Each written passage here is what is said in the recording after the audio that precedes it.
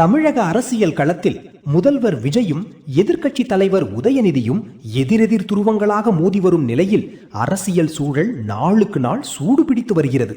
இந்நிலையில் விஜய்க்கு மிக நெருக்கமானவராக கூறப்படும் நடிகை த்ரிஷா கிருஷ்ணனுக்கு ரெட் ஜெயண்ட் மூவிஸ் நிறுவனம் சார்பில் ரூபாய் 12 கோடி சம்பளத்தில் ஒரு பிரம்மாண்ட பட வாய்ப்பு வழங்கப்பட்டுள்ளதாக வெளியாகியுள்ள தகவல் இணையத்தில் பெரும் பரபரப்பை ஏற்படுத்தியுள்ளது.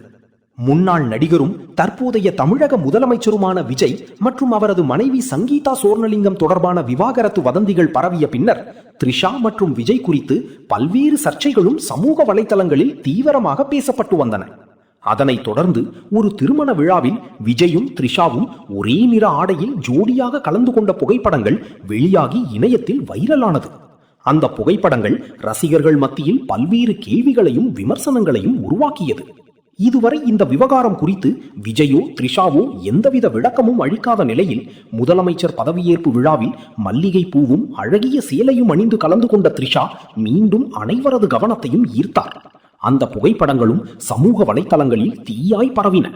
இதற்கிடையில் தமிழக அரசியலில் முதல்வர் விஜயும் எதிர்க்கட்சி தலைவர் உதயநிதி ஸ்டாலினுக்கும் இடையே சட்டமன்றத்தில் கடுமையான அரசியல் மோதல்கள் நடைபெற்று வரும் சூழலில் இந்த புதிய பட வாய்ப்பு தகவல் கோலிவுட் வட்டாரத்தில் கூடுதல் பரபரப்பை ஏற்படுத்தியுள்ளது.